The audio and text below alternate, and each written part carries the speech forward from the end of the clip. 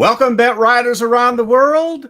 My name is Gary Solomon, and you're watching the Laidback Bike Report's BentCon 2020.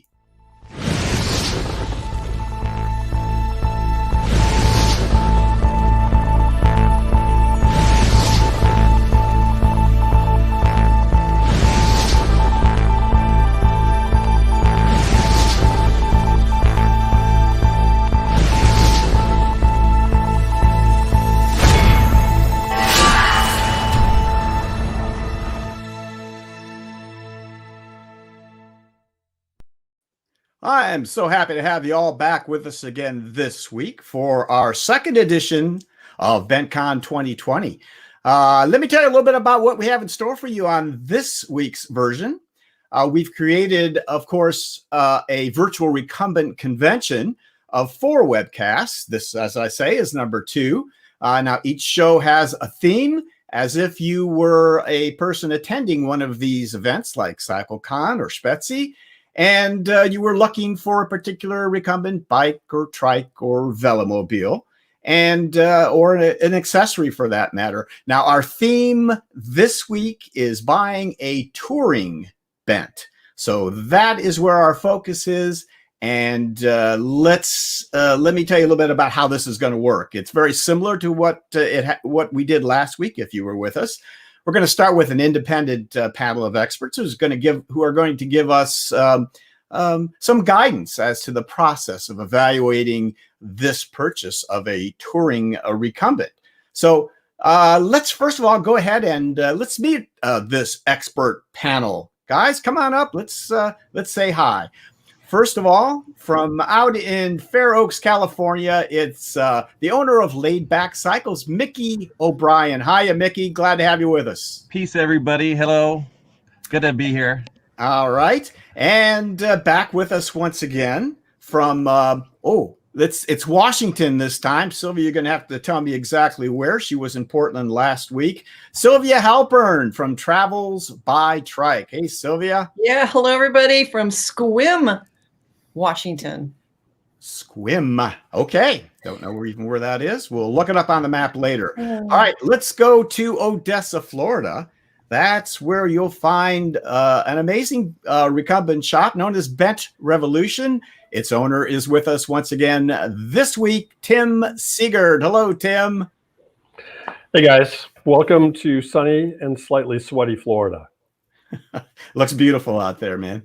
All right. And let's see. One of our crew members also, someone that's on our panel today, because he knows a little something about velomobiles for sure, amongst other things. Mr. Wizard from Dallas, Texas, Bicycle Evolution owner, Doug Davis. Hey, Gary. Thank you. Hello from sometimes wet, sometimes dry, and very often windy Dallas. And a very busy shop, as I know. An incredibly busy shop lately. All right, yeah. So, all right, thanks. Good to have you, Doug. And back once again, the co-editor of BentRider Online from Cold Spring, Kentucky, our pal Larry Varney. Hey, Larry. Howdy. Welcome. Well, I'm glad to be back from Cold Spring, Kentucky, Northern Kentucky. Great to have you with us again. All right, and my illustrious crew, we're really happy to have our director emeritus from Salzgitter, Germany, pulling all the stops, pressing all the buttons today. It is Lars Kamm. Hey, Lars. Hey, guys. And back with us again from Colorado Springs. He is the banner man today and going to be handling our videos. It's Larry Seidman. Hi, Larry. Hello. And last and certainly not least, from Jackson, Mississippi, the man who handles all the media, Trey Burgoyne. Howdy, yo. Good to be here. All right. Great to have you guys, all of you. Thanks a lot. And right, let me finish then quickly explaining how the rest of the show is going to go.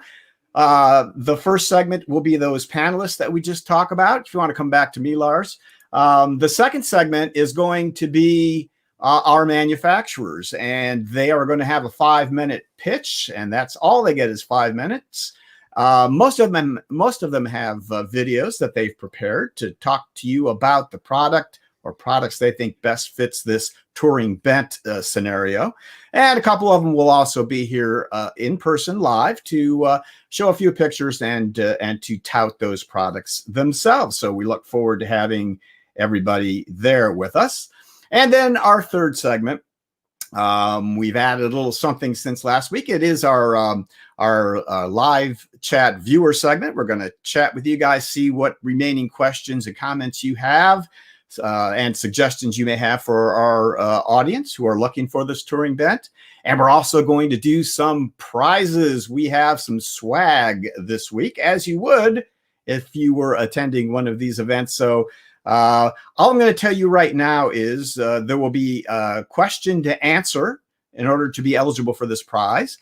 And so please pay close attention to all of the presentations, either video or live, by the manufacturers.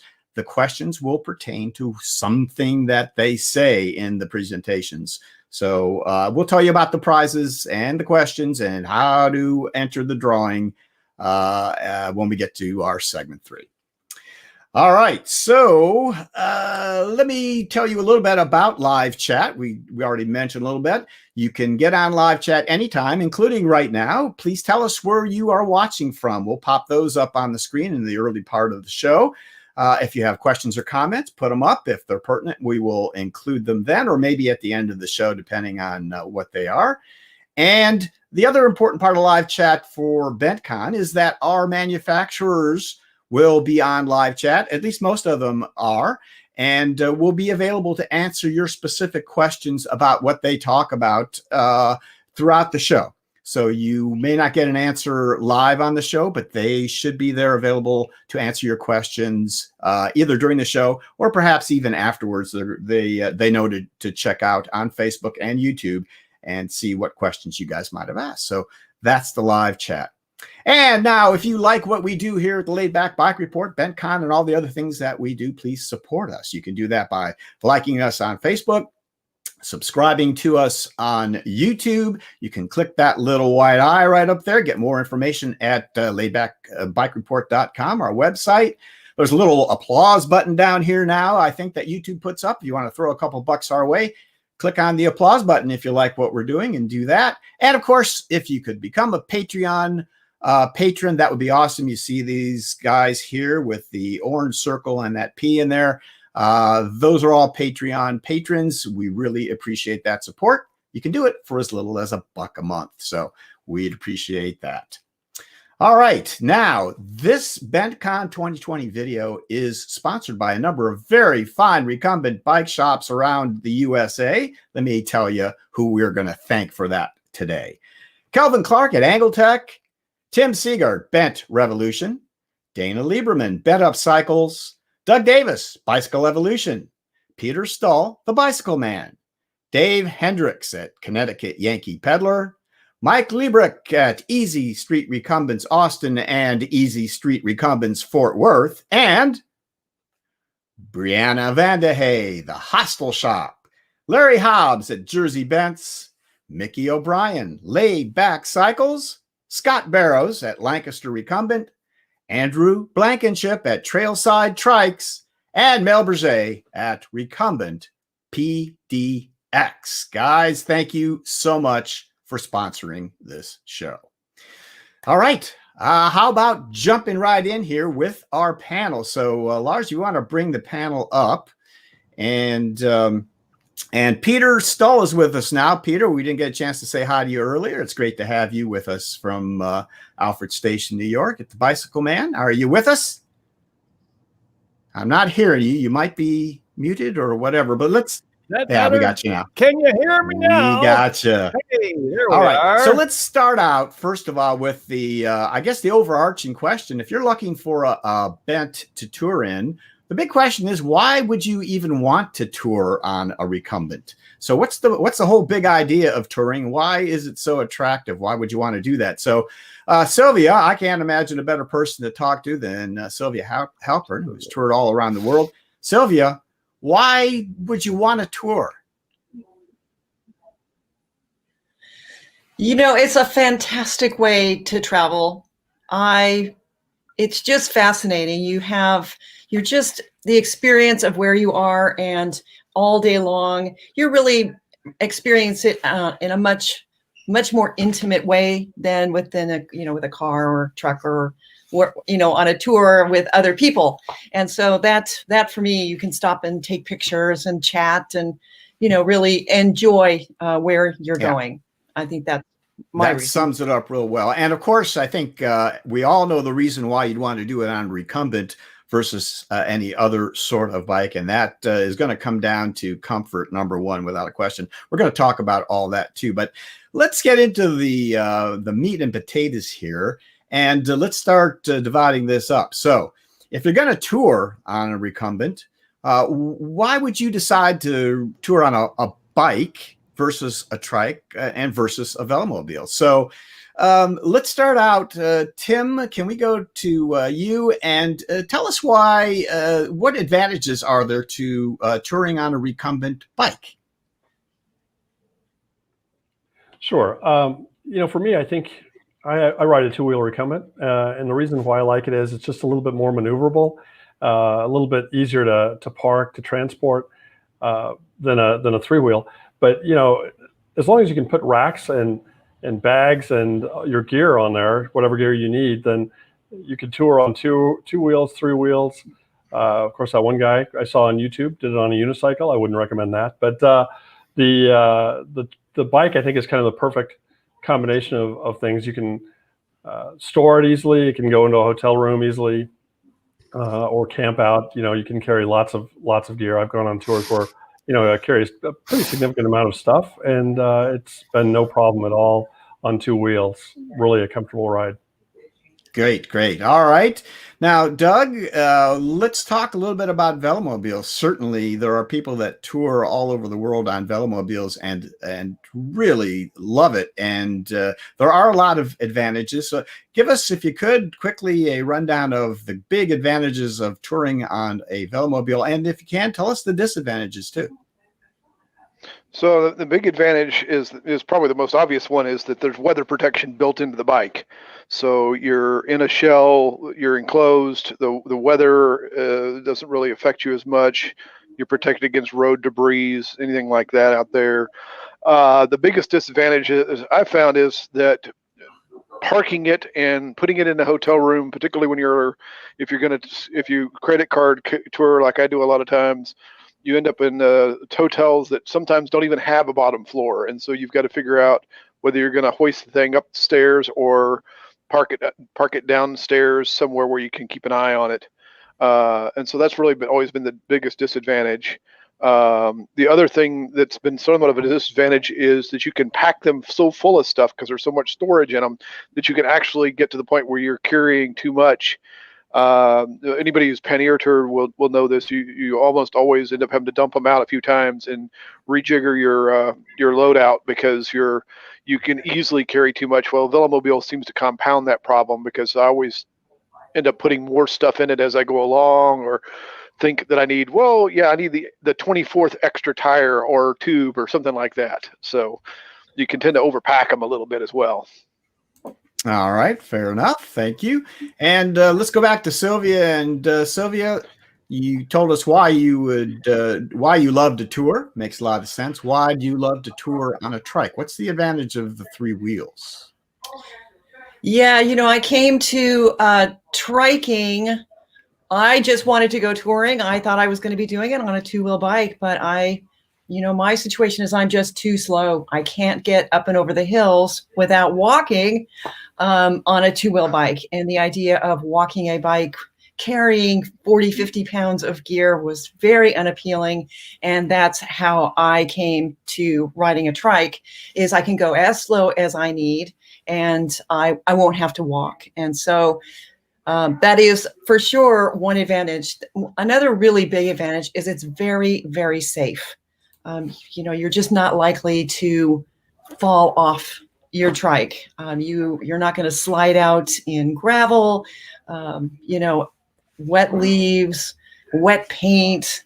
The trikes are really, really tough. They're also surprisingly easy to travel with. I have put my trike on probably 50, 60 flights, and just as is, just, mine folds, but that's not really necessary. And it's very easy to get your trike where you need it to go. So, those are some of the advantages. Very good. All right. Quick question we're going to answer right now. Someone was asking if Bacchetta was here, and the answer is yes. I can't find that real quickly, but all right, let's talk about wheel size. So this is something that is fairly unique to recumbent bikes and trikes. So you can have mismatched wheels. Often there's a reason why you would do that. Maybe in touring, there's a reason why you wouldn't want to. Mickey, let's start with you, if you would. What are the advantages and the disadvantages of having the same size wheels on a recumbent bike or trike? And maybe what's the advantage of having them a larger rear wheel would be what we're talking about here. Yeah, I've had both. And for the larger wheel, I can stretch out my body a little bit more, I know I'm a tall guy, so that helps a lot. For the shorter wheels, that's the first trike that I actually had was a GT with 16-inch wheels. They're zippy, but sometimes on a longer ride, it's if you're going 40, 50 miles in one day, it may be a little softer ride on a larger wheelbase. So, okay. And Tim, you have anything to add? By the way, anybody has anything they want to add, just let me know. Just pop right up there and let us know on any of these questions. Tim, did you have anything you want to add to the wheels? Yeah, I think a bigger wheel, that changes the gear ratio a little bit. So that means that in the same gear, you're going to have a different range of speed. So smaller wheels tend to be able to climb easier, start up quicker. So if you're climbing a lot of hills, maybe that's a good way to go. A small wheel, you're talking about mismatched wheels, like a 26 in the back and a 20 in the front. Sometimes manufacturers will do that to allow for people to have a more confident stance on a two-wheel bike, where they can get their feet flat rather than have to like tiptoe at a stop sign and not be evenly balanced. So especially with shorter riders, it's a good thing to have maybe that smaller wheel in front to be able to get your feet all the way down on the ground. All right, good enough. All right, so here's a big question. We grappled with this last week on the first choosing your first bent, and it has to do with e-assist. And there are as many views on this as there are riders, I'm sure. But I think we'll go to Larry Varney, who has intimate knowledge of this on a lot of levels. Larry, so you've ridden both e-assist and non-assisted, and you've toured. Give us your take on the advantages of e-assist and the disadvantages of it for touring. Okay. Well, of course, the advantages of having e-assist is that you can encounter some really tough hills. And let's say you've got several different levels of e-assist and all that, you'll find one that makes going up that hill not bad. I noticed that, say, down there at Cades Cove, which is, the hills aren't very long, but they're a little steep here and there. And it seems like half the people that showed up this year all had e-assist, and it really is handy to have. Now, it will let you ride further and faster than you normally would without e-assist, which is a plus. Now, you do have to be concerned about how long the battery life, and are you going to run out of juice and you're out in the mountains and all that. So, if it's any sort of a consideration, like, am I going to make it all the way? Try staying in the lower assist levels, and if you get on flat ground or downhills, turn off the assist. I was on a tour once, and it's been a couple years ago, and I made it was 70 some miles that day. And by being judicious in how much assist I had, I was able to make it all the way. I mean, I literally was in a mile of the end when the battery just said, that's it. So I do like e-assist, but then there was something nice about having non-e-assist, because one of the big things is, yes, it's cheaper to not have it. And also the trike or bike is going to weigh less. So there's trade-offs. I mean, if it's a fairly flat ride, and the days aren't really long, so you aren't pressed for time, you're not going to see a whole lot of benefits, but I like them. They can be addictive. What can I say? You know, you have one of each at least. So, Yeah, as you do. Not everybody can do that, Larry. yeah. All right, and let's go back to Sylvia. Of course, Sylvia, as I understand, you started out with e-assist on touring, and then you went away from it, and of course now you're back to it. So you talked a little bit about this last week, but very specifically with regard to your touring now, how has e-assist changed the way that you tour and the way you look at recumbent touring? Yes, I started touring without electric assist for a few years, and I'm just so slow that I just decided, you know what, I'm going to try electric assist for touring. And I did a tour, 6,000-mile tour around the United States. And this was 10 years ago. E-assist has completely changed. I really didn't like it at the time. It was just a lot of weight, a lot of bother. I was constantly worried about, would I make it to where I was hoping to camp for the night or a hotel or whatever? And so I think that was in 2010. And then this last October, I added e-assist again, and it's completely different now. The systems are much smaller. They weigh less. They're not as finicky.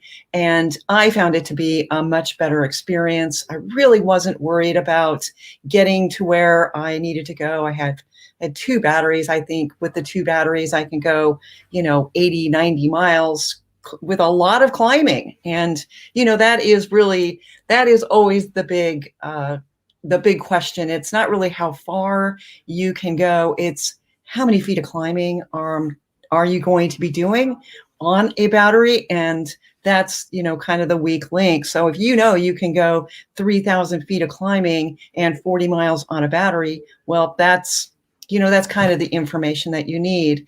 And I found it to be, everything was just so much easier with the electric assist.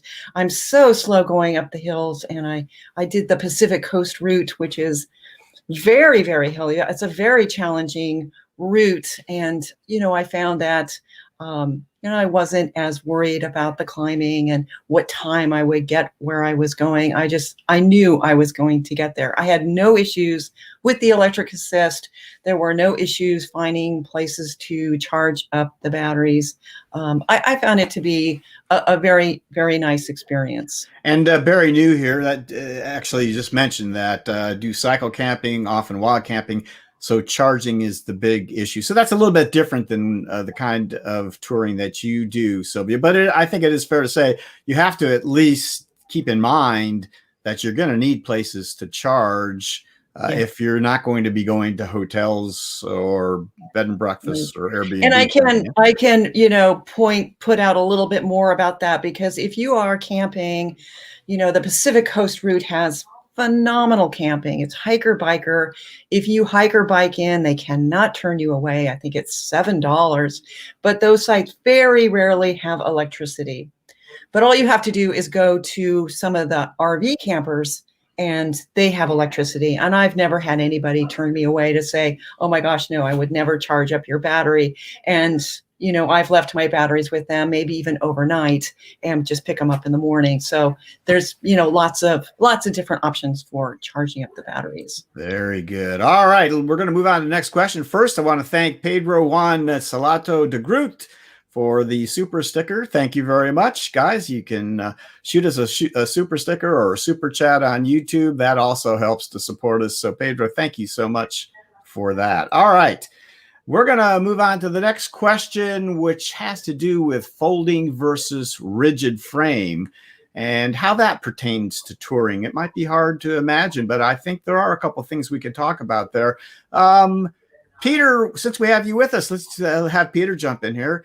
Tell us a little bit about what your advice would be to someone buying a recumbent on whether or not it should fold or be a rigid frame.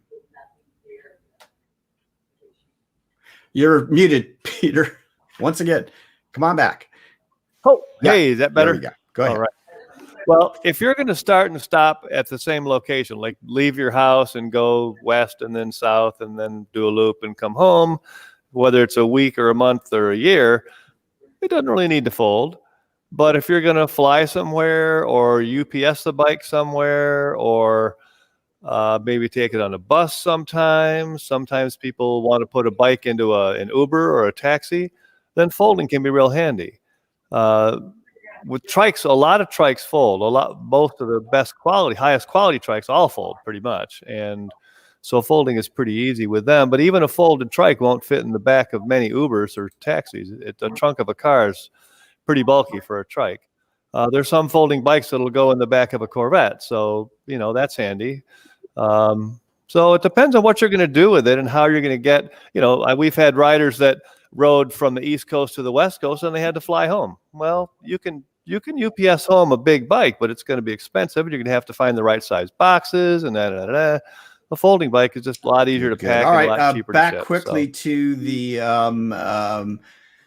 to human power versus e-assist. Alva, our pal Alva, who's still out touring right now. I think most recently in Greece, as I recall. And Alva has a velomobile, and he tows a trailer with a large solar panel behind it. And so with that, apparently that does help him to go off the grid basically and not have to worry so much about charging up. But that is a large panel. So if you're just on a regular trike or a bike and you're not going to tow a big trailer, it may not be an option. But that is one option. And there are a few. David Brandenburger also traveling right now in New Zealand, has a huge trailer with solar panels that we've had on the show as well. So a really good point. Thank you, Alva. All right, so we've also talked about this last week with regard to buying a new bent, but this also has something to do with the traveling as well. Suspension versus hardtail, and I mean obviously it has to do with where you're going to be, but maybe you don't know where you're going to be. So maybe we'll go to Tim. You want to take this one? Would you recommend suspension in general for someone who's going to be buying a touring bent? So I've done touring with both the suspension and non-suspension, and suspension makes the bike heavier, but it also makes riding a whole lot more comfortable. So I think from here on out, I probably would favor suspension above non-suspended. It makes a nice ride even better because you just have a very comfortable ride. Now, there's ways to get a more comfortable ride on a non-suspended trike, like you could use Big Apple tires and run them a little bit softer. That gives you kind of a feeling of suspension. But, for me, I'd prefer suspension. All right. And how about, let's stay with Tim for a minute, and then I'm going to ask the other shop owners as well. This is a big issue as far as traveling with your recumbent bike, trike, but not a velomobile. Would be racks and panniers set up. So how have you set up racks and panniers for your trips, Tim? Well, I've got an HP street machine, and it's able to have a rear rack that can hold 2 panniers, and you can put a tent on top of the rear rack, and then a low rack that can hold 2 more panniers. So really, that's all I need. And then I've got a dynamo hub that runs the lights, so it's kind of a nice setup for that. But Cruzbike also has a Q45 that has a suspension in the back, and that's a good bike too. For touring, you can put some racks on that as well. I haven't found too many things that you can't put a rack on if you're really interested in doing it. Some of them are more like designed to hold racks, and others you kind of have to be a little bit more creative in customizing the rack. All right, good. And Sylvia, talk to us briefly about your setup. You've had so much experience, and I think you've settled on a certain arrangement. What do you run with, and why do you like that? So I have an HP Scorpion. It's an FS20, so it has full suspension and 20-inch wheels all the way around. And I prefer having the same size wheels, same size tires, so I don't have to carry a lot of extra tubes and tires. And for me, it just makes it a lot easier. But I have to say, my first trike was a Greenspeed, which does not have suspension, and it does not fold. And I really didn't feel like I needed either one at that time. Of course, now having the suspension and knowing the difference, I highly recommend suspension. But I I used that Greenspeed for probably 6 or 7 tours. I put it on planes. It, transported it in buses and on taxis, and somehow wherever I needed it to go, it was fine. So there's a lot of different things to consider for sure. All right, and then Sylvia, I'm going to stay with you on this one because you've also had experience here, of course. I'm going to talk about support, mostly by the manufacturers, but I'm going to ask the recumbent bike shop owners too, because I know they get involved with this. You're on the road, far from home, and something goes wrong. Your derailleur rips off. You've got the problem with your e-assist, for instance, whatever it happens to be, and now you need some support. You're not close to anybody there where you are. So how have you found support that you have dealt with, at least HP? Tell me what your experience has been with that from manufacturers, and if you've had support from bike shops as well. Yeah, I have had just amazing support, really, from the moment I started touring. I had a Greenspeed. I did a tour, from Canada. I ended up in Guatemala. I just said, you know what, I'm just going to keep going. And the next trip I went to New Zealand. And when I got to New Zealand, the SRAM hub in the rear wheel of my Greenspeed failed. And I had no idea what to do about it. I went to a bike shop. They just didn't know what to do about a trike. They didn't know what a SRAM hub was. And so I just took a chance and called Ian Sims at Greenspeed in Australia. And he was unbelievable. He sent a whole new wheel with a new SRAM hub. This is not a part that Greenspeed makes.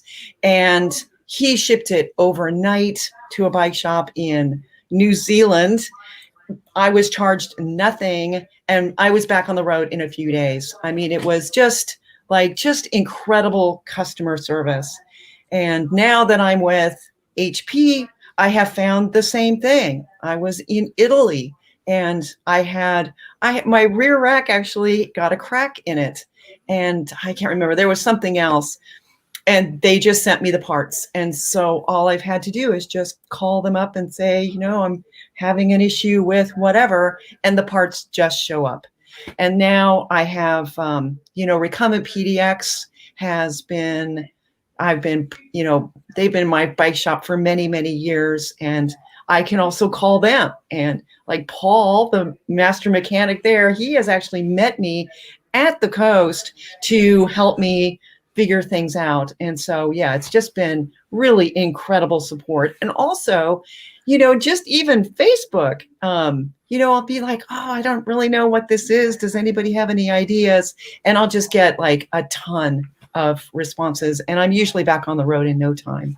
All right. And Sylvia, Nancy Whitehill here wanted to see some pictures of your setups and stuff. So maybe Facebook Travels by Trike would be a good place for her to find For sure. out. Yeah. And if you have any other ideas for her, maybe you can respond to her in the chat. That would be great, Nancy, because Sylvia has a great setup. So, all right. Thank you. Let's get closer to the end here. Now let's talk about oh, you know what? I did say I wanted the bike shops to chime in here. So I know you guys have had some experience. Let's start with Peter. Tell us how you have supported people that have been on tour. What's your experience been? I'm unmuted there. Good. Okay.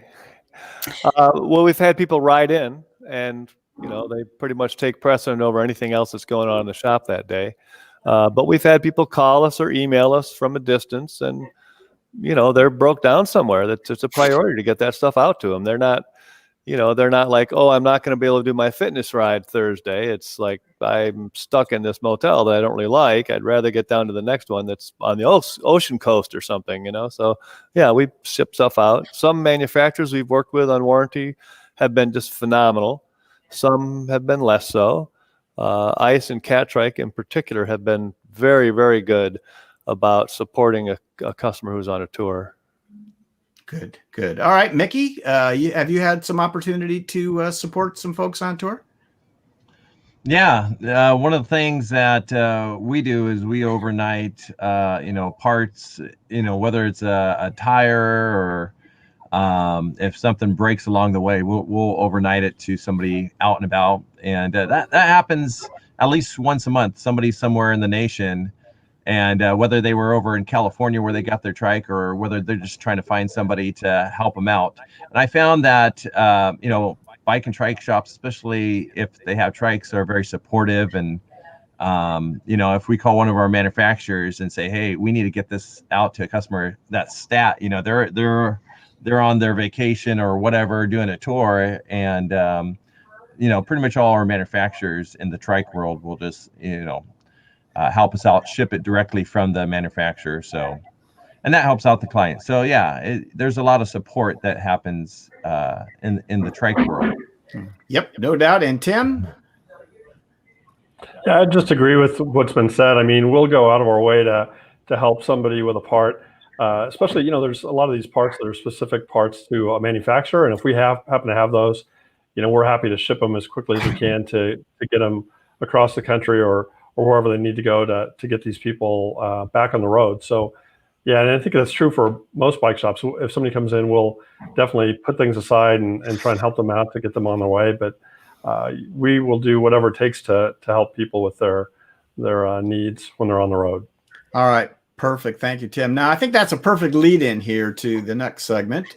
And clearly we're going to get the voice for the bike shops here, but I think there's a reason for that. In any case, there is without doubt another way that you can purchase this touring recumbent. That's online. I mean, there are plenty of people who do that. You can buy used, you can buy new online, or you can go to a bike shop. Now, I want, if we can, let's start with Mickey. And if you could make the case for us why the customer should come to their local recumbent bike shop to buy this touring bent. Yeah, I mean, the biggest thing, like yesterday when I had a client in, is to sit in it. First of all, it'd be terrible to get into a trike or bike that was the wrong size, the wrong seat. It's kind of like I'm a tall guy, and so I can't fit in small convertibles, even though they look cool and I want them. I got to find something that fits me. And so it's good to actually go and see if you want to sit high or low or medium, whether you like this short wheelbase or long wheelbase, and you need to ride it. And so, we recommend people to friends all across the country saying, hey, if you're not, because we get calls in all around saying, if you're not by us, find a shop that is, within 100, 200 miles of you, because on the trikes, I mean, they're not, one in every city or one every block like a bike shop. So it's important to get in, to ride it. And if you just can't, call somebody that has worked with thousands of clients that, know what they're talking about and can kind of take you through the 20 or 50 questions that it's going to take in order to help, give you the best answers if you have to have it shipped to you. And there's a few manufacturers or stores that can ship across the country. But I would say go into a shop and sit in them, ride them. That's the most important thing to do. Good. And Peter, anything to add to that? We had a customer come in one time, and we met him online, and he picked a bike out of our inventory, and that's the bike he wanted. And boy, he wanted it. That's what he wanted. And okay, so he came and he got here, and we set it up to fit him. And I said, we'll take it for a ride. He said, oh, it's twilight now. I said, well, we'll ride in the parking lot or on the back road. He said, no, I'll ride it when I get home. And he took it home without riding it. And the next day he sent me an email. Wow, this bike's really hard to ride. Well, yeah, it's a racing bike. It's a low racer. I told you this several times. You need to ride it. Just because he was content because we could adjust it to fit him, but you need to ride it. If you're gonna buy ice cream, you're gonna go lick a bunch of cones first, and you're gonna buy the triple praline dip that you like. You're not gonna, I'll just buy chocolate.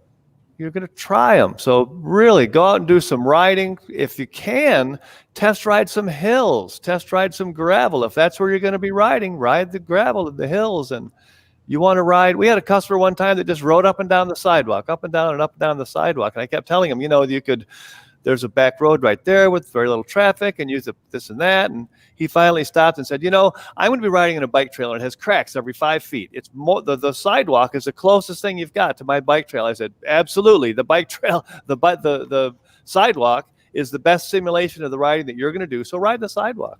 But you want to ride something similar to what you're going to be doing when you get home. Right. Okay. There's Peter with his Baskin Robbins scenario. Tim, anything? Did those guys leave you anything left to say on advocating for the bike shops? Well, no surprise, Gary. I'm going to say that people should come in and ride the bikes before they buy them. You know, you may be able to buy pants or something that way if you know your size and it's all the same, but these trikes and bikes are not all the same, and they're very different applications for people. I've had people who have seen reviews on like something that's built for heavy people. I had a lady who's like 100 pounds who came in and said, I heard the Greenspeed Magnum is a great trike. I think that's the one for me. Based on the reviews, I'm like, not unless you're going to be riding with a friend on your lap. You know, this is something that you probably need something smaller than that because it's not really built for you. So, you know, I would definitely say, don't just do your research at home, but definitely go to the shop and try things out. Great. All right. So basically the last question I'm going to ask has to do with the evolution of your ideas of our touring trikers that we have on the panel here. Larry, maybe we can start with you on this.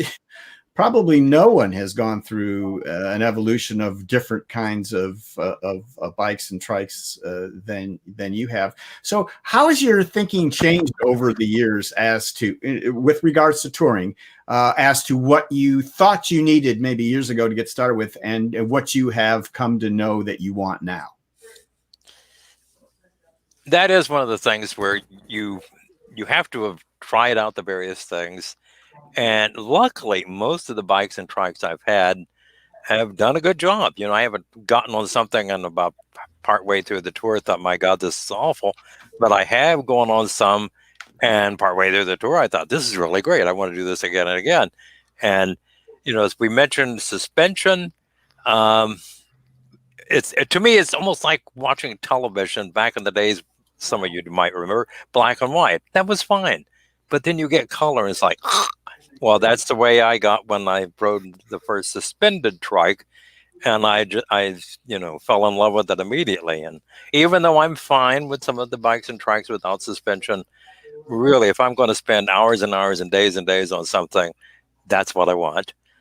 When it comes to other things that have an effect, I haven't really noticed much of a difference if I've got all 20-inch wheels versus 26 in the rear or something like that. As long as the gearing is set up so I've got a good granny if I'm going to be going up a lot of hills, I don't care if it's a 26 or 20 back there, because I've one of the early Greenspeeds I had was a GLO, had 16-inch wheels. I love that trike. It folded, and actually it separated, didn't fold. And the guy who bought it from me, damn, he won't sell it back, but he knows who he is. But yeah, I like things that fold. They are more compact. If you're staying in motels or something, or sometimes if you're on a camping thing, especially if you're one of these supported camping, there's a really big tent. It's really nice if the weather sucks, if you can bring the trike in or bike. And if it folds, it won't take up all the room. So there's room enough for you and the trike. Just don't let the supporter know that because they don't like that. It tears up the tent, makes it dirty and all that. So wait till it gets dark, then bring it in. See what else I've learned over the years. Yeah, the main thing is don't worry about top speed so much. You know, that high-end gear. If you're loaded with luggage and you're touring, you should be enjoying the ride. Stopping to take pictures and so on. So make sure it's comfortable. Definitely go to the shop, at least sit on the things and take a test ride if you can. Suspension is going to make a lot of difference. May weigh a bit more and it'll cost more, but it's going to feel a whole lot better at the end of the week. So I don't know. That's been my chain of adventures over the years. So. All right. Anytime you can use the word chain in this discussion, that's bonus points, Larry. All right. And Sylvia, obviously you're your way of thinking about touring has really evolved. You've made some major. There's been some major differences in the way you're touring now and the way you used to tour. So, if you can, just tell us the largest change in your ideas about touring since you started and between then and now. You know, I think the biggest changes for me really don't even have anything to do with the trike. It's really the way I travel, and I just have noticed that it's far more enjoyable for me when I really slow it down. The last tour I did out of the country, I was in Colombia for 6 months, and I spent 2 nights at least everywhere I stopped. It was fantastic. And then the other thing that I have done with my trike is I've made it simpler. Like I have a roll-off on it. So there's no maintenance. It's just one shifter. I've got one chain ring in the front.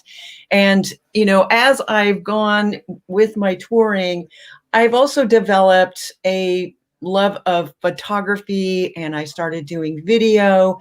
And so I had to rearrange things to make all those little, I've got these little cameras and they have to be accessible. And so I've added a side seat mount bag, which for me is my favorite accessory. And the thing about the suspension is it just makes for a much smoother and quieter ride. And so, yeah, those are some of the changes that I have made over time. Perfect. Thank you, Sylvia. All right, let's finish up with kind of a summary with our bike shop owners. Tim, so let's, if you can, sum up for us then. That person walks into your shop looking for that touring bent. You've gone over some of the details, but in summary, what's the elevator pitch here? What are you going to say is the biggest most helpful piece of advice you can give that person? I would say just buy the right trike or bike. You know, if you're going to be riding off road, it's a different world than if you're riding on pavement. If you think you need 2 wheels versus 3 wheels, and if you've already made that decision, then you need to explore those options. And then when you think about touring, you know, it's all about what you're going to be carrying, where you're going to be, and what kind of effort you're going to need to do. I think Sylvia brings up a good point about gearing. Like I like the roll off as well, or pinion gear in the front. You know, those things all help climb hills and reduce maintenance issues. So anything you can do to make it simpler and more reliable and more comfortable is the way to go, I think. Very good. Thank you, Tim. Peter, what do you have to say about the summary here? Well, whatever you ride, you're going to have to maintain it, and you're going to have to sit on it. So you ought to sit on it, and you ought to ride it a bunch before you make a decision. Try a few different ones, see which one you're most comfortable with. The first recumbent you sit on is almost certainly going to feel comfortable, but then you ride some others and see which one is most comfortable. And then lowering maintenance is a great thing. A roll-off hub is wonderful. We had a customer 15 years ago when we hadn't done much with roll-off hubs. We had a customer come in with a pair of roll-offs on a tour, and I asked if they'd been low maintenance, and they said, well, we had to change the oil 10 times on this trip. And I said, 10 times, really? And they said, well, yeah, we left Germany in 2003. 50,000 miles later, they had to change the oil. Oh, gosh, that's tough, isn't it? So the other thing, if you have all 20-inch wheels, then you only carry one tire, and tube, like Sylvia said. A little smaller to carry, a little lower gear. Yeah, for touring, I would tend to go with 20-inch wheels on a trike myself.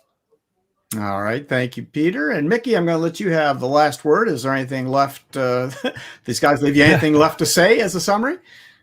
Yeah, it's just about knowing where you're going to ride. Is this trike going to be just for this tour or mini tours or your daily rider?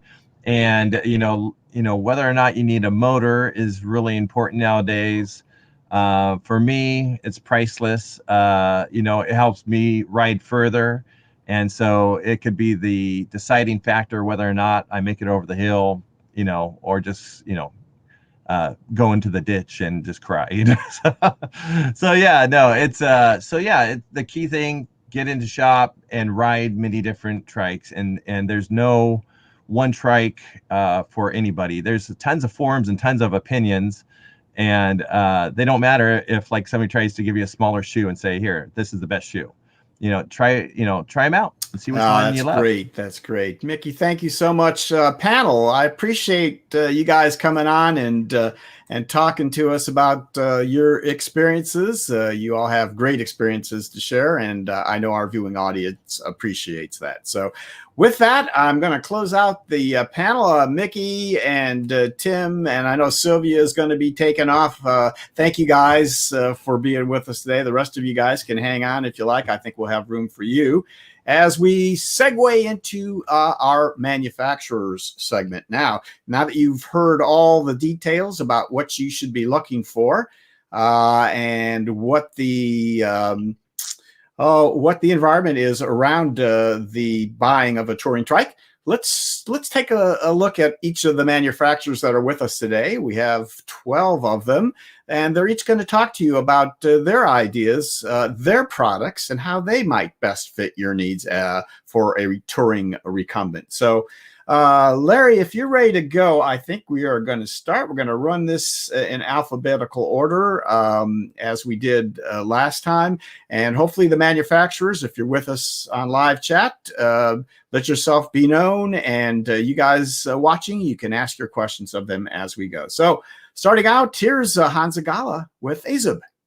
Hello everybody, it is great to be here with you during the BentCon and to share some of the experience we have with long distance touring on recumbent bikes.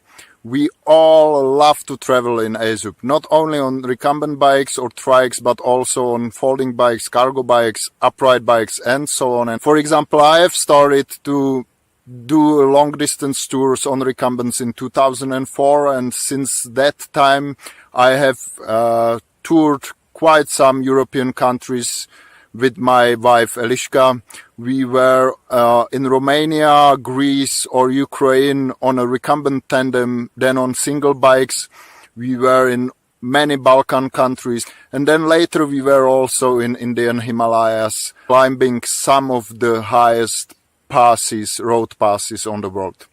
Besides that, we also like to support other travelers like Kalima and Sylvain, who toured South and North America, or Joel and Irene, who have amazing experience from many world countries. Out of the trike riders, there is, for example, David from Switzerland on his AZUB T320, which is powered by solar panels on his trailer. Also, Darren from UK and his AZUB TIE Fly 20 is on his tour right now. And probably the record man is Rich Hackett. With his AZUB 6 he calls Gemini. He has over 150,000 kilometers. So really we have a lot of experience with building the best touring recumbents, and we are ready to help you with that. I have wrote several articles related to touring on recumbent bikes and trikes, about the best setup, but also about spare parts or transporting them in public transport. And I have prepared just for you, for this occasion of BentCon, one site where you can find links to all those articles, some nice pictures, some great videos. So go to azub.eu/tour and you will find all the right information there. And now let's get to those questions. Bike or trike? In my eyes, bike for touring is better. It is smaller, lighter, faster, easier to maneuver on single track, jeep tracks. On bad roads, it can be more comfortable than trikes. But if you like trikes, go with trikes. Gearing, I don't have an opinion on that. It doesn't matter whether you go with 3x9, 3x10, or if you go with internal gearing. If you go with internal gearing, do the pin-in or roll-off. Never go with NVLO or so. Wheel size, matched for trikes, preferably 20 is the best for touring. And for bikes, as we think the best touring bike is the 6, then it is 26 inch. Motorized or non-motorized, doesn't matter again, just go and experience the touring on recumbents. Folding or non-folding, again, usually it's just a non-foldable frame, but our folding hinge is so superb that you can go even with folding hinge if it fits your needs and expectations. Suspension, yes or not? I definitely recommend suspension, because during those tours you not only go on smooth asphalt like you are get used around your house, maybe you appear on bad roads as well, and it's always nice to have suspension on a recumbent. Racks, well, we have them all. You can have up to 4 sets of panniers on our recumbent tandem, the AZUB Twin, 3 sets of panniers on standard recumbent two-wheeler from us, and 2 sets of panniers plus the handlebar bag on the trikes. So we will definitely be able to equip you with everything you need. Have a great time and enjoy the rest of the BentCon today. Bye!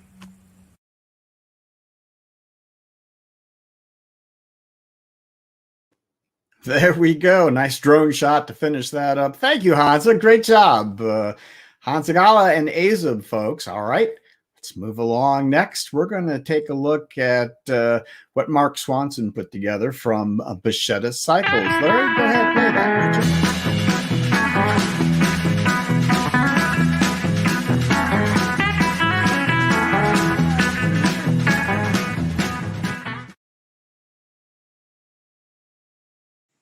You know, I did a lot of riding, recreational riding, centuries and that sort of thing. Did some bike ride across Georgia, and I got hooked, so I keep doing it. And then in 2017, I did a perimeter USA bike ride tour, which is about 13,000 miles, and found out that the Bacchetta Bella was one of the best ones out there as far as reviews. Called you guys up, and within a week you had sent me one to Philadelphia, and I've been riding it ever since. It's a great bike. Of the bunch that I have, it's my favorite. I like it because, one, the pedal is a lot lower to the ground, and for me, I live in the mountains of North Georgia, so I'm doing these 18% climbs. And it's really stable going down a hill at 45 miles an hour, fully loaded. And speaking of fully loaded, it's got a tremendous amount of real estate for you to put all sorts of bags and panniers and gear. I think I was riding it one time with a bike and gear weight combination of 121 pounds. I'd do it again. So the best thing about touring is meeting people. You go out there, you're got a fully loaded recumbent bike. You park it somewhere, a restaurant, hotel, scenic vista, whatever, and immediately you got this crowd of people saying, "What in the world is that thing? And what are you doing?" So you get to answer those questions. You get to tell them your story, and if you're smart, after you've done that, you shut up and then you listen to their stories. There's no way you can do that if you pull up in a car. Yeah, probably the most common question is, what is that? Referring to the bike. And how do you ever get up a hill? I mean, obviously, I've heard those things can't climb. Well, oftentimes that's asked while I'm at the top of some mountain pass or steep hill. And I said, I just gear down, go slow. I'm not particularly fast, but I don't have any trouble going up hills on the thing. So I think that's a common misconception that people have. The best one was riding down to Wadi Pass, down into Yellowstone, and then by the Grand Tetons. It was a beautiful day, clear, just gorgeous. And so it's 17 miles downhill, and then it's flat when you get to the river basin. And as you go along, those Tetons are just getting closer and closer. And it's just the most amazing thing. You almost feel like you can reach out and touch them.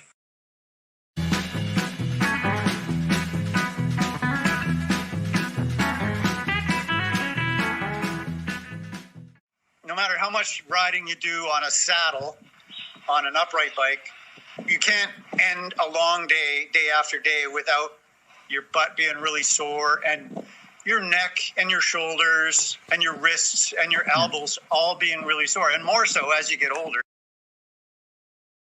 So we tested quite a few. I can't even remember all of them. There were some with suspension and some with definitely beefier tires set up on them, and some with the handlebars down below the seat, without anything up front and stuff like that. I just liked the Giro.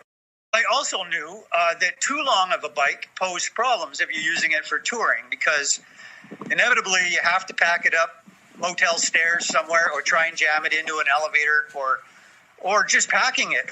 As a touring bicycle, you can't beat it, really. So the course is, in my opinion, a sweet alternative, like a sweet step up from the Giro. Their center of gravity is better, they're lower. They can take much tighter corners. They don't get that front end wobble that you get with an upright bike sometimes. Mm-hmm. I can't really say enough good stuff about Bacchetta. I loved it. I would love to do it again. And I don't know if I could 16 hours a day or longer and just sleeping in a bivvy on the side of the road and going days without showers. I don't know why more people don't ride them. For touring especially, it's such a comfortable, fast, tight cornering bike. There you go. Thanks, Mark Swanson and Bacchetta. All right, let's move along to the next booth here at BentCon 2020. It's going to be Catrike, and Mark Eglin is going to show you some, there's just a great video here, and there's a lot of touring in it, some great shots, and I'm going to tell you, pay close attention, because some of this may come back to be of interest to you later for the prizes. Okay, hit it, Larry.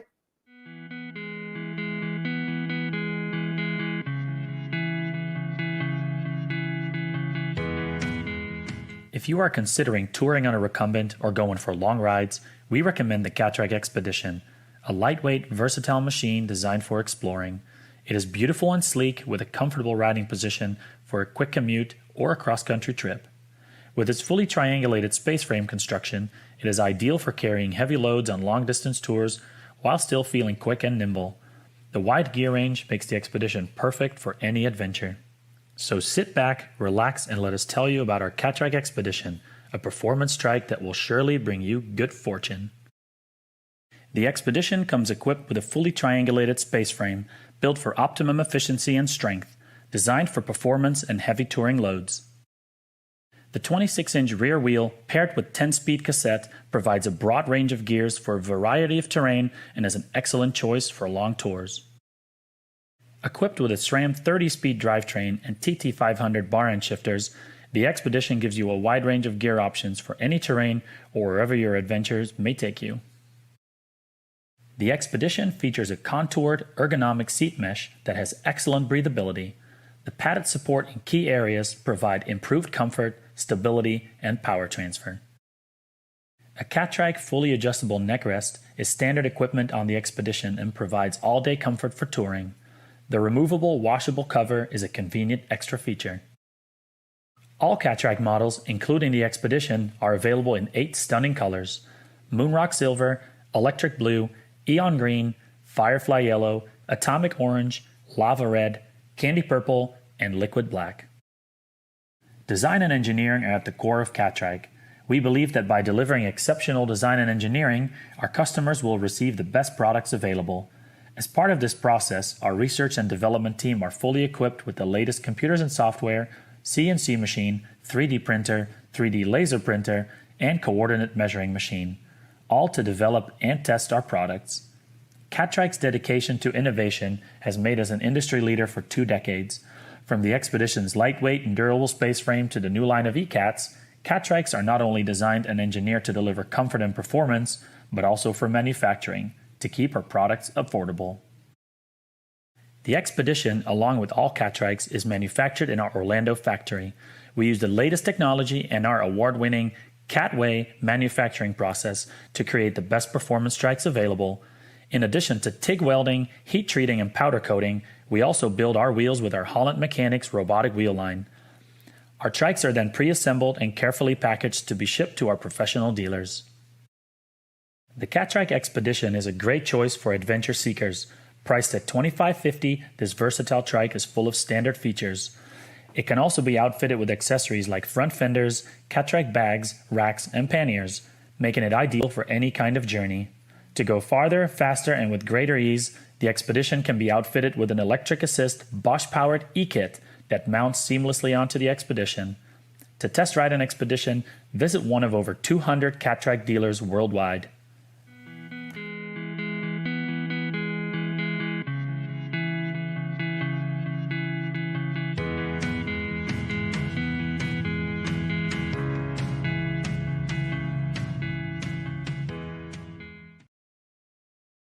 All right. Thank you, Mark, for that beautiful video from Catrike.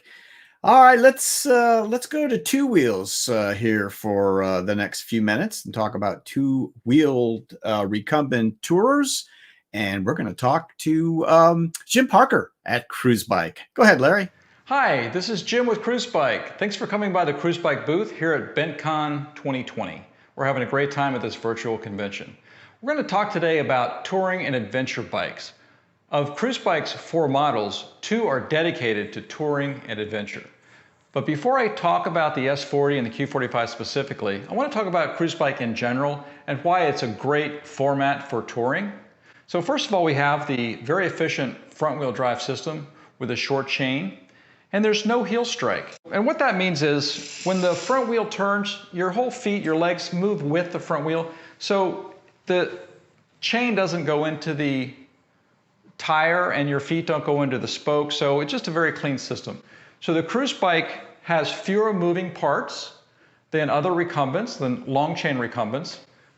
So that's always good. If you're out on a tour in the middle of nowhere, the fewer moving parts in your bike, the better. Less things to go wrong. Shorter chain is good. Climbing hills, big thing. When you're carrying packs, and on a tour, you're going to come up on hills, and you want a bike that's going to be good on hills. The Cruzbike is fantastic on hills because of the front-wheel drive system.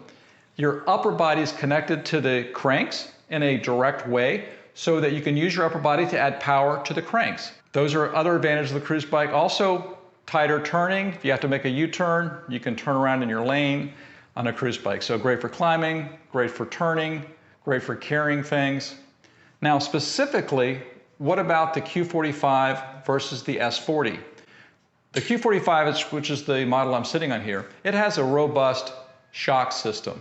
So if you hit a bump, you get some nice suspension action there, which really feels good when you hit a bump. So if you're going to be riding on bumpy roads or on trails, this is a great choice. The other advantage of the Q45 is that you can pack it in a suitcase. Specifically, the Airporter by Turn is a great suitcase. Marie and I have had our own adventures taking the Q45 over to Europe, which we had a blast last year. We took it to Canada, to Victoria, British Columbia, had a blast there. So fantastic if you want to take your bike overseas in a suitcase on an airport, in an airplane, it's a great choice. Now the S40 is such a sweet bike. It's a more elegant choice. It's lighter weight by about 7 pounds. This bike comes in at about 27 pounds overall, which is really good for a bike that comes with 2 700 by 30C tires and wheels. So really nice bike. The beautiful hydroform tube here is exactly the same hydroform tube as you find on the V20, but geometry has been modified to make it better for touring. So the S40 is faster than the Q45, but not as fast as the V20, but it's just, if you want to tour fast, and also if you want to ride with road bike riders, this is probably the best recumbent to ride and mix with people on traditional road bikes, because you're going to sit up right at their level. They're going to be able to draft behind you better, and they're just going to be more friendly if you're on an S40, okay? So now the Q45 is currently sold out, but it should be back in stock in about 6 weeks. The S40 here comes as either a frame set or as a complete bike, and that's in stock and available right now in beautiful colors. Both of these bikes are one-by systems. So another really nice thing, again, I mentioned as few moving parts as possible. So there's no front derailleur on these bikes, but the cassette is a wide range cassette. So you can put a double or triple on these if you want, but they come with a really nice gear range that is a one-by system, so super simple for mechanics. You're out on the road, you don't have to worry about your front derailleur braking. So great bikes for that. So you have some great choices with Cruzbike in the adventure and touring cycling realm. So you're going to have a great time on a Cruzbike. 2 great models for touring and adventure cycling. Thanks for coming by the booth and enjoy your recumbent adventure.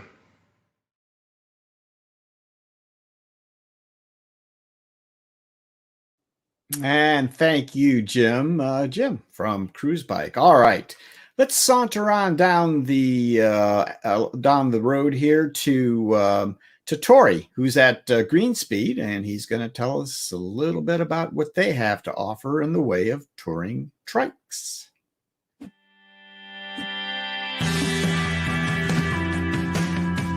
Hello, Bent Riders. Tori Gruen here again with Greenspeed, talking to you today about which trike in the Greenspeed line is going to be best and most suitable for touring. If you want to kind of go on that long ride, you know, take a bunch of equipment with you, trike packing, anything like that. We'll be talking about the Magnum today, which is definitely the touring trike in the Greenspeed line. So really comfortable, tons of adaptability, and also accepts a lot of accessories, which are all great things for a touring trike. So we're going to go over those today. What makes this thing such a great touring trike is that's actually, it was when it was designed with that in mind, that people are going to be using this trike for touring. One of the great things about it is it's suitable for both on-road and off-road use. You know, so you could be cruising along, you know, on a country road, and all of a sudden hit a you know, a good stretch of gravel, and it's not going to be a concern with the Magnum. It's definitely built to handle some off-road abuse, and it comes equipped standard with a lot of things that you need in order to be able to do that. So let's get into some of the features.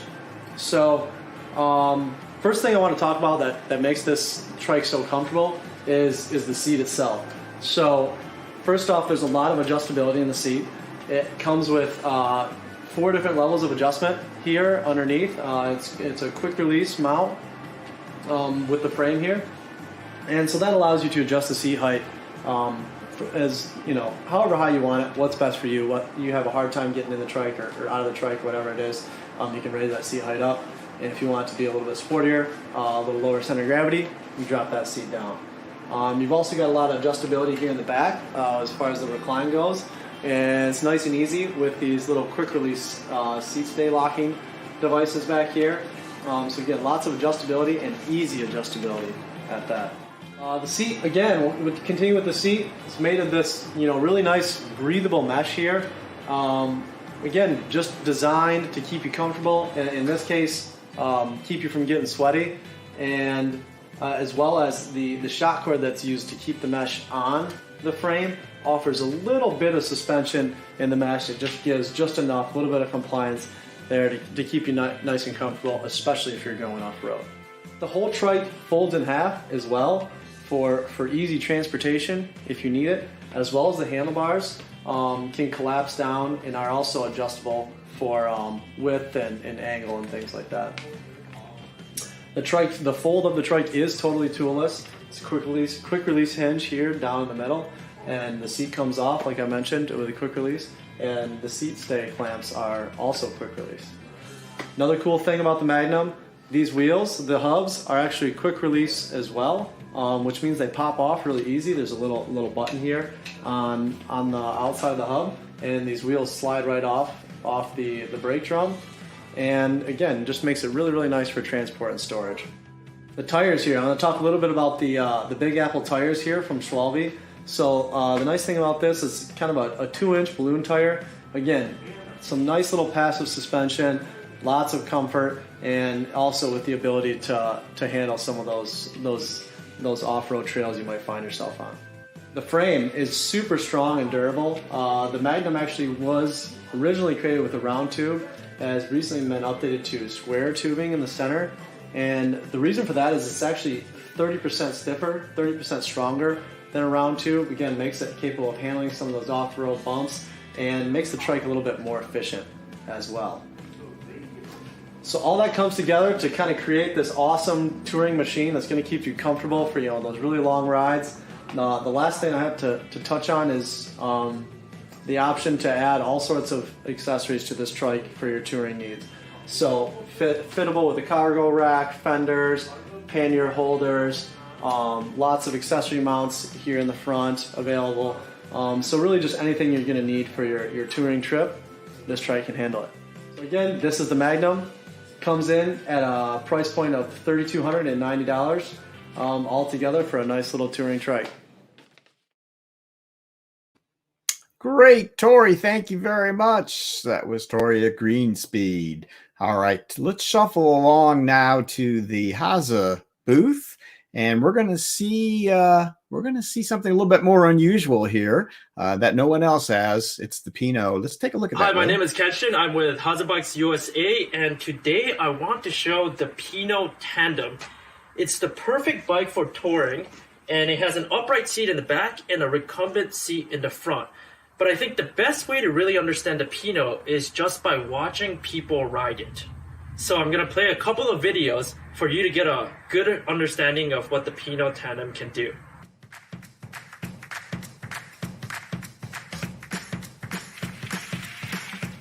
The Pinot bike offers you the opportunity to firsthand witness Vermont's beauty with a friend or a loved one, kind of one pedal at a time.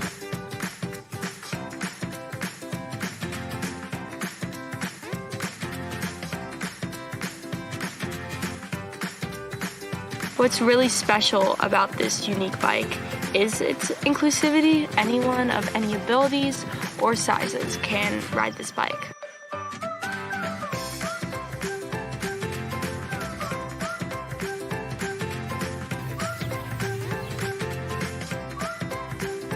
Tandem biking in Vermont is an unforgettable experience. It's not only about exploring the landscape and bonding with your partner. With every ride, you will find a new sense of freedom.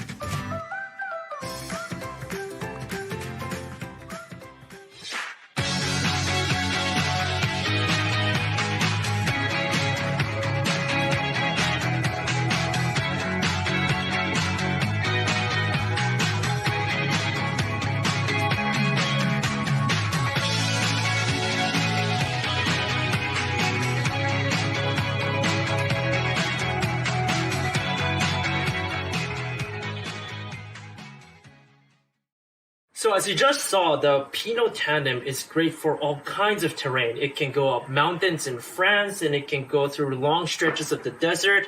Whatever kind of terrain you want to ride in with a friend or your spouse or even a child, the Pinot Tandem is the perfect bike. We offer the Tandem, or we offer the Pinot, in 3 different variations. You have the all-round base model. You also have the Pinot Steps, with Shimano Steps e-Assist, in case you want that little extra help when you're going cross-country, when you're going up a tough hill. We also offer that version. And finally, we also have the Pinot Tour, which is our higher-end, really great for touring. And so if you want more details on all of those offerings, and if you want more details on some exciting upcoming news for 2021, please visit our website soon at hasebikesusa.com, or you can talk to your local Hase dealer.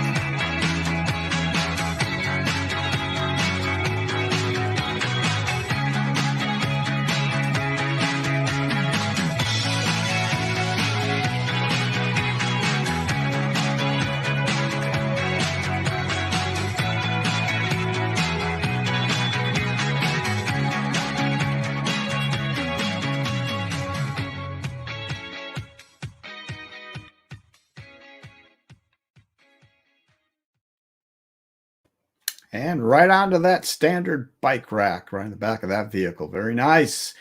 Thank you, Kenshin. That was very nice. Hase Bikes. Guys, now we're going to someone with us live in his own little studio there in Germany. It is our pal, Heiko. Hello, Heiko. Oh, and dressed beautifully with the chapeau of my choice. I'm a fan of yours. Very welcome. very So welcome. Yeah, welcome to a booth which is actually my living room, but these are different times.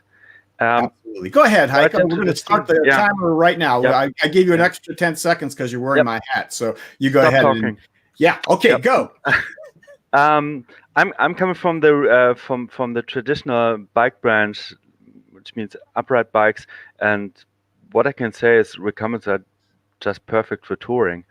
The relaxed position, the panoramic view, which makes the way itself the destination, and of course the possibilities to transport luggage, which can even make the ride more stable. Lars, I'm waiting for the picture. Not yours. I thought mine. But there you see, you have the luggage. Yeah, you have the luggage very very low, and the additional weight can make the ride more stable, unlike the effect additional weight has on upright bikes. Touring includes a lot of different activities and is not limited to globetrotting or long distance rides. However, all styles have certain aspects in common, which is comfort, luggage capacity, and versatility. They serve as main criteria for a good touring machine. They are closer to bikes for everyday use rather than sporty ones, in this sense. Well, with HP Velotechnik, touring is the core of the DNA. Our very first model, the street machine, probably circled the globe more often than any other bike on Earth. But we also know that our other two-wheelers deliver under demanding conditions, like our speed machine, which you have seen. Fully equipped, it's a rather sporty interpretation of a touring bike. And regardless of its lower seating position, it can also carry up to 4 big bike bags when using a lowrider rack. Our foldable 2020 Grasshopper FX, which you see here, which due to its versatility is some kind of a hidden champion among a bunch of enthusiastic globetrotters we know, like this one plowing the riverside of the Argentinian Pampa. So we see our two-wheelers have the DNA of touring. But when talking about trikes with the mentioned criteria in mind, the choice will in many cases fall on a model with a 20-inch rear wheel, as we see here now. The small wheel is granting more space for luggage, mainly by allowing good use of a platform rack with a low center of gravity. Perfect, especially in combination with a lowrider, as we see here also. And in addition, the compact measures make the 20-inch wheelers easier to handle, transport, and store. Maybe in the next picture, please. You see here, this is Matthias Ramsel's bike in the Mongolian desert. One wheel size for all 3 wheels means you don't need 2 different sizes of spare tires when traveling in remote areas. Finally, and astonishingly seldom referred to, the small wheel excels by highest structural stability and increases torsional stiffness compared to a big wheel. The whole construction is just stronger. I am totally recommend Honza Gallas, you know him from AZUB, Recumbent.news, where he elaborately talks about 20-inch wheels. In accordance with these considerations, prominent trike travelers like Sylvia Halpern, which you have seen, or Matt Gallett from Jayo, chose the very comfortable and sporty Scorpion FS20 with full suspension. However, I would like to put attention on what I consider an underestimated model, the Scorpion FX, which we see here. Other than the Scorpion FS20, it can be equipped with a lowrider, and this way offers the highest luggage capacity with mounting possibilities for 4 big bicycle bags, a platform, and wished our side bag mounts. Although it has no front suspension, which makes it lighter and technically less complicated, its rear suspension, together with a slightly raised seating position, provides a fair level of comfort. In my eyes, the best compromise of convenience, straightforwardness, efficiency, and versatility as a means of transportation, as well in combination with other means of transportation like car or train. If searching for a reliable and persevering companion, not only for traveling, but also everyday life, the Scorpion FX is definitely worth a look. Thank you very much. Beautiful, Heiko. Thank you very much. So nice presentation, some great pictures. You know, for some desert shots, it seemed like you had a lot of people stuck in the mud there, but you were not. You were rolling along. So Heiko, thanks, pal. Appreciate it. We'll see you next time. So take care. Thank you. All right, folks. Now, once again, I'm going to give you just a little hint. Pay very close attention to this next video from Ice Trikes. It's got a few items that Patrick's going to list in there, and I want you to pay close attention. You just might see something asked about this when it comes to prizes. Larry, hit it. Hi, everyone. Welcome back to the Ice Trike stand at BentCon 2020. Today we're going to be talking about what we feel is the ideal trike for touring, our Sprint X Tour model. The trike I have next to me here is equipped with the Shimano Steps E8000 motor, and also it has the Shimano XT Di2 rear derailleur system. So this is a highly spec'd trike, just like Larry Varney's own Sprint X Ultimate he recently reviewed on BentRider Online. The way we're going to do this video today, we're going to take you through a few of the main considerations for touring and talk about how the Sprint X Tour really fulfills those needs. As always, we recommend you visit one of our nearly 250 ICE dealers around the world, where you can really make sure the trike you're choosing fits exactly what you need for your adventure. The main thing you need from a touring recumbent is comfort. So, the Sprint X Tour is designed with comfortable, stable handling and a fantastic seat system that's available in a range of options to suit every rider. The Ergo Lux seat, shown here, is a super padded, comfortable version. It's also available with the Ergo Flow and the Air Pro hardshell seat options as well to tailor the ride for you. The trike is available with full suspension, and you can either choose that from the factory, or if you decide later to fit it, it is retrofittable. So the next thing you're going to need to think about is how you're going to carry everything you need when you're traveling the world on your trike. We offer a range of racks, top bag adapters, and seat-mounted luggage, which allows you to spread up to 25 kilos of luggage across the trike, which maintains the low center of gravity and the fantastic handling that the Sprint X Tour is famous for. Touring with a modern electric assist system is actually very possible, especially if you're traveling from hotel to hotel, so charging your trike isn't a problem. Our Shimano Steps 6100 and E8000 systems will give you the range and the power you need to explore the world and get even further, even faster than you would under your own power. So a very important part of your touring recumbent choice is going to be the gearing you choose. You need to make sure it works for you and for the rides you plan on taking. We offer a wide range of options, from the roll-off hub gear to the XT Di2 system shown here, and wide range and easy to service derailleur gearing options as well. When you're on a long tour, you certainly can't control the weather, so we offer a wide range of weather protection options, such as our front and rear mudguards, and also our seat protection cover, so after a rainy camping night, you don't start your day with a soggy seat bottom. So one thing all cycle tourists will tell you is that sometimes when you're out on the road for many days in a row, things don't always go your way. That's why it's important to choose a reliable trike backed up by solid customer service. We choose as many standard bicycle parts as possible, so when you're out on the road, any local bike shop you encounter should be able to help you with problems you might have. And also, our fantastic customer support team are there to support all our riders around the world. We're always able to help with advice or quick shipping of spare parts to get you back on the road and back enjoying your adventure again. Thanks for listening. If you have any more questions about the Sprint X Tour or any of our other fantastic trikes, please don't hesitate to drop us an email, visit our website at icetrikes.co, or visit your local dealer. Thank you.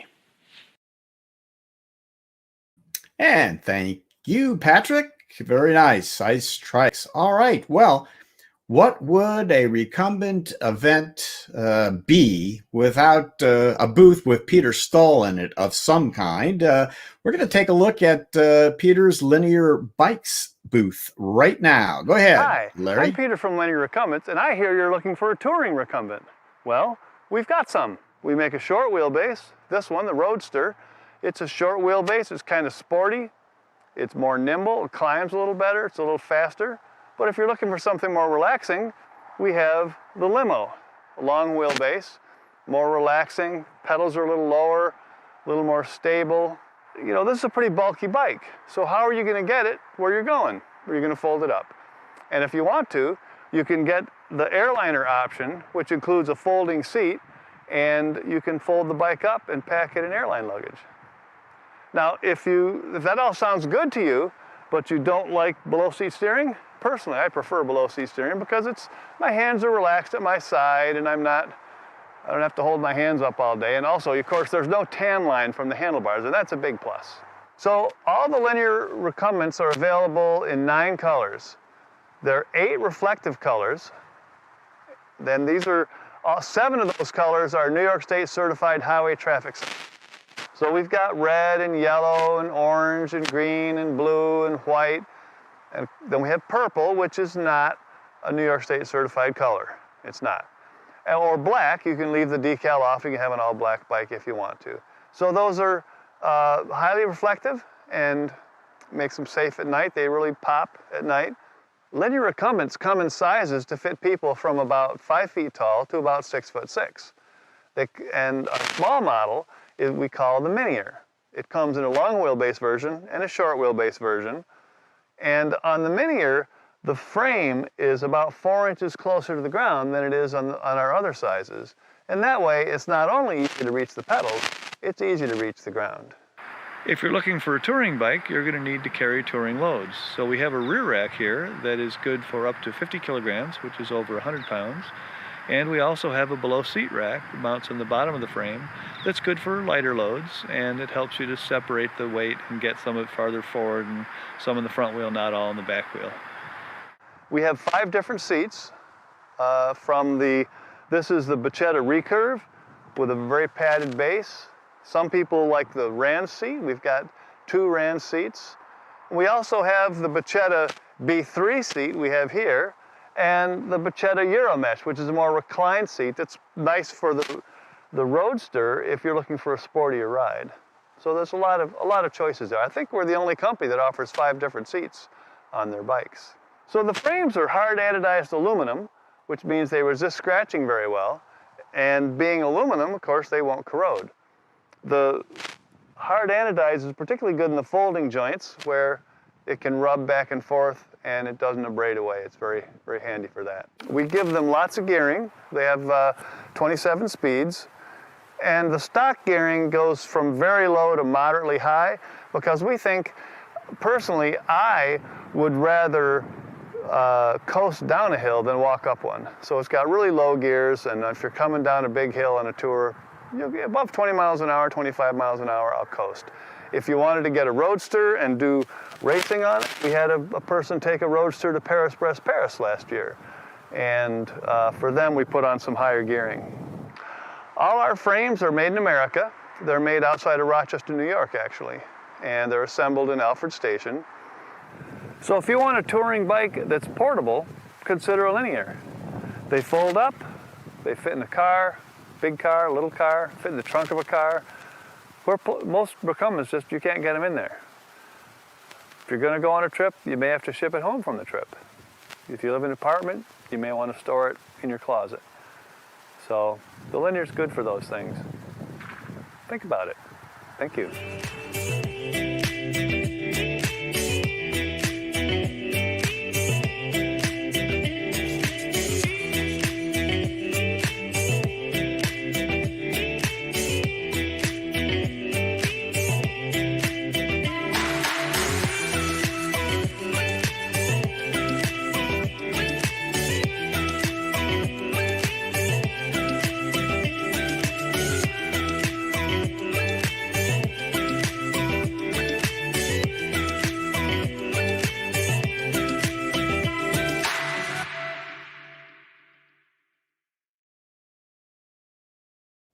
All right, linear. Thank you, Peter. Catchy tune.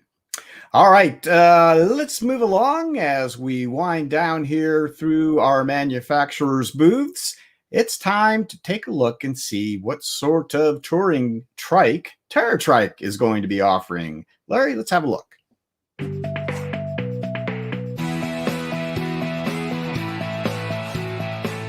Gary, panelists, viewers, thanks for including TerraTrike in today's discussion about touring trikes. Today, TerraTrike would like to offer up the Gran Turismo. Internally, and by some dealers and stuff, it's also called the GT. So I'm literally going to go from the front of the trike to the back of the trike and just kind of describe and point out some of the strong attributes of the Gran Turismo and why we think it is the perfect touring trike. So the Gran Turismo has been in the TerraTrike lineup for about 2 years now, and it was designed from the bottom up to serve as a touring trike. Something suitable for long distance touring, things that might go over days and months, as well as for that just everyday outing. So let's just kind of start at the front of the trike. On the front of the trike, it does have a FSA double on it, meaning it has 2 chain rings, and it also has a micro shift front derailleur.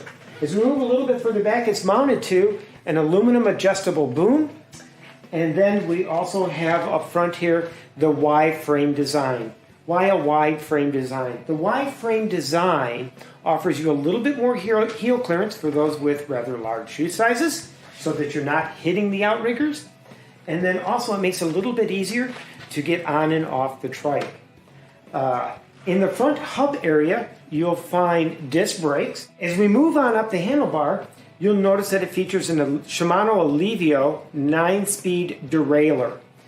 And then moving back a little bit further, we'll talk about the seat. The seat is our long pan seat design. The long pan seat design with this little bit of a gentle curve to it makes it one of our most comfortable seats. You'll also notice that it features our comfort mesh seat. So this gives you just a tad lateral support, as well as just this padded area provides another layer of comfort. This seat is an adjustable seat for recline, and it's attached to the frame with 2 fixed mounting points, making it both very secure and an integral part of the frame, as well as adjustability. So Gary and viewers and panelists, as we move away from the seat and move towards the rear of the bike, let's talk about the triangulated rear frame design of the GT.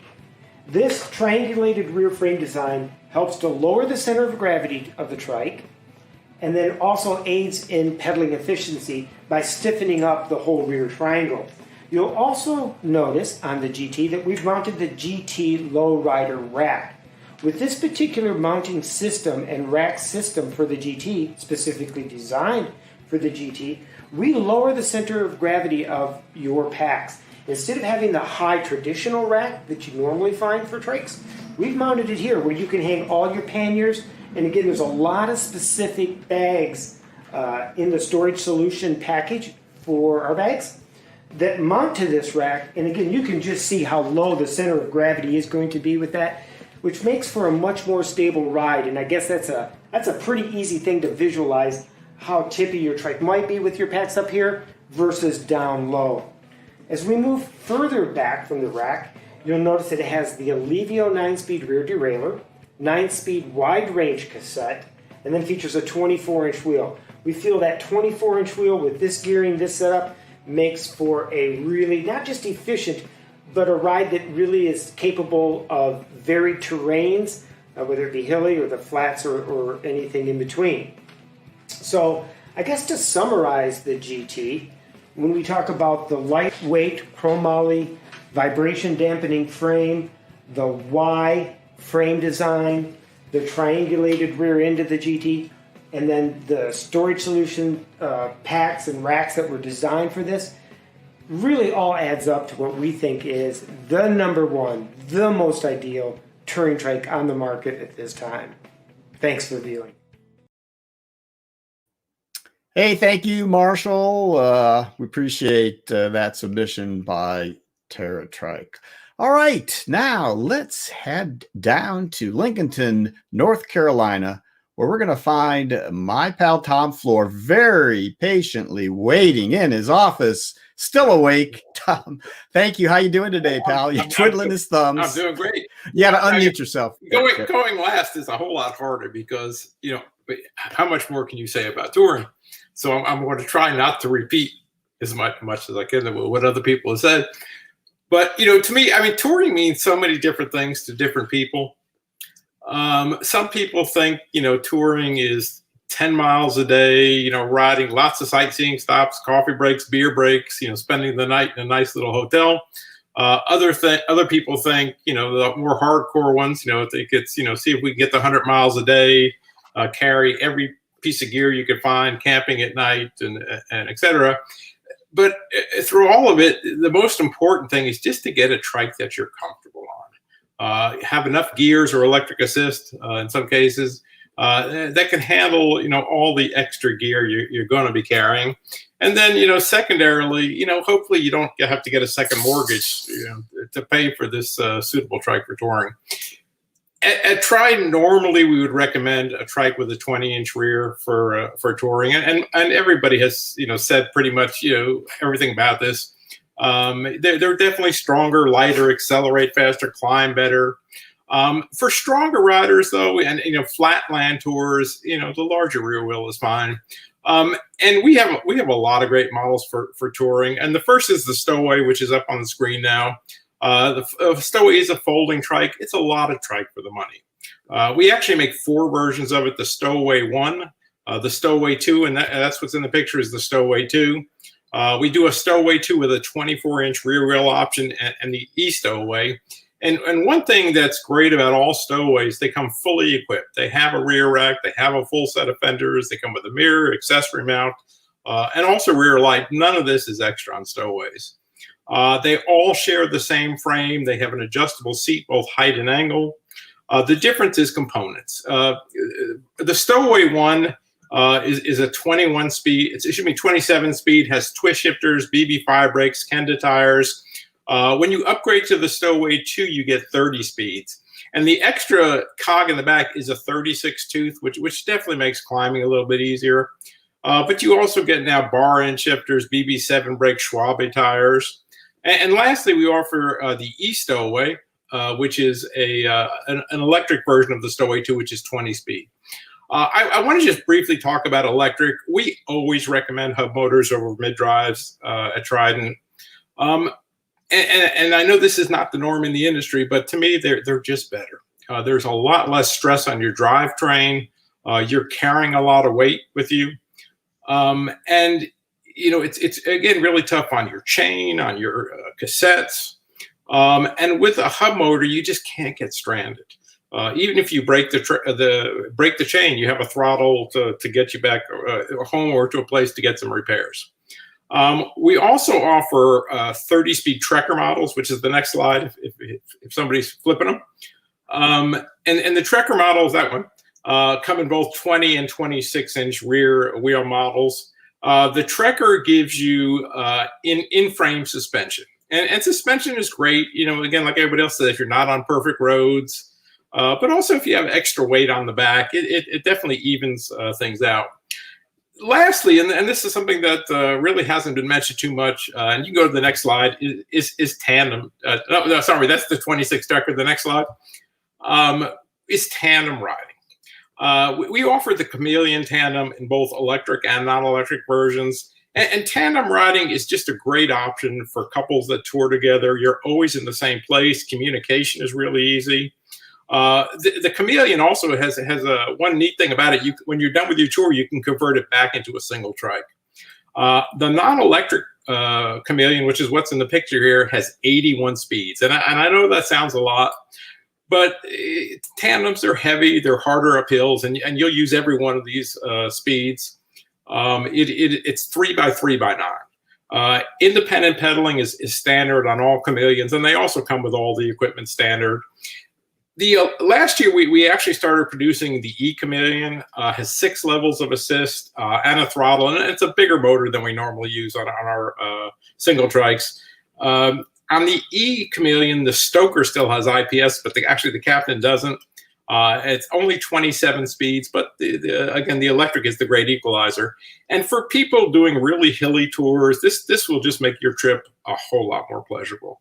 And again, I want to thank everybody for visiting us with Trident. We obviously had to wait. We're always last in alphabetical order, but we sure appreciate everybody's support, and we love you guys at the Laidback Bike Report. Thank you, Tom. That was wonderful. Really appreciate it. And thanks to your pooch there for making a cameo appearance during the report. So, Tom, have a good one. We appreciate it, pal. See you again, I think, next week. So, all right, folks. And that does wrap up the manufacturer booths here at BentCon 2020. I want to thank all of the participants, live ones, and those participating by video. Great job, guys. Now, I hope you have been paying attention because we're moving on to segment 3, which is going to be the segment where we award a few prizes. Now, here's how it's going to work. We have this week 2 manufacturers who have offered up prizes. The first one is Ice Trikes. Now, if you watch the Ice Trikes video, you should be able to answer the question that I'm about to post on live chat and show you guys. So let's go ahead and do it.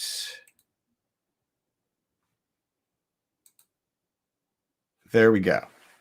So the prize from Ice Trikes, it's one prize. It's a $100 gift card. There's just one available for this one. Now, you can email your answer to Ice Trikes at sales@icetrikes.co. Be very careful, folks. It's not .com, it's .co. It's a mistake I've made many a time when I'm communicating with them. So sales@icetrikes.co. Question is, what is the full name of the trike Patrick from Ice recommended for touring? Now, the very first email with the correct answer that Ice receives will win that $100 gift card. And they will be right back in touch with you once they get that figured out. And we wish you guys all a lot of luck with that one. And one last time, the question from Ice Trikes, what is the full name of the trike Patrick from Ice recommended for touring? Send them an email. You don't want to put it on chat. Just send them an email. The chat won't do you any good here. All right. Good. Now, the second, let me get this copied. I'll put it right into the chat. The second prize of the day is from Catrike. And here we go. So Catrike is offering up 10 t-shirts, and they are beautiful. I've got a couple of their t-shirts. So if you're interested in this, 10 Catrike t-shirts. So the first 10 emails with the correct answer to the following question sent to info@catrike.com. That's info@catrike.com. The first 10 correct answers answering this question will win a t-shirt. How many frame colors are available for the Catrike Expedition? How many frame colors are available for the Catrike Expedition? And that was announced in that video of theirs as well. So good luck, guys. I hope you guys end up with some swag there. And if you do, let us know. Shoot us an email. Let us know if you've won. I'm sure I'm going to hear from the manufacturers on this as well.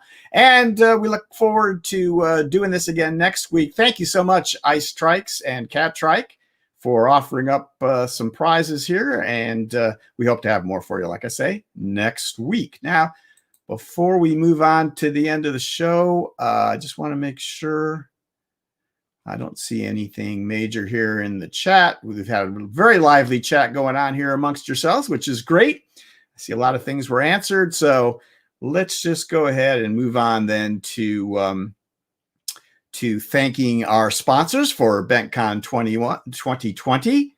And the sponsors for BentCon 2020 are Angletech, Bent Revolution, Bent Up Cycles, Bicycle Evolution, The Bicycle Man, Connecticut Yankee Peddler, Easy Street Recumbents Austin and Easy Street Recumbents Fort Worth, and The Hostel Shop, Jersey Bents, Laidback Cycles, Lancaster Recumbent, Trailside Trikes, and Recumbent PDX. Thanks a lot, you guys. Really appreciate the support from those fine Recumbent bike shops. All right, we're going to talk about a couple of announcements here. We're going to tell you about the remaining 2 BentCon 2020s next Sunday coming up, October 4th. Buying a fast or racing bent. So that ought to be exciting. We're going to talk about what you need to know to buy that fast or racing recumbent. And then a week after that, on October 11th, that Sunday, these are all 2 p.m. Eastern time here in the USA, it will be bent riding accessories and resources. So we have all kinds of interesting things to show you for that one, all kinds of everything from lights and panniers and e-assist to tour companies. So lots of interesting stuff there. So, and we look forward to October 11th and the accessories and resources BentCon. That will be the last one there. Our next regular Laidback Bike Report will be October 25th, a couple weeks after that, 2 p.m. Eastern time, winning back your health with a recumbent.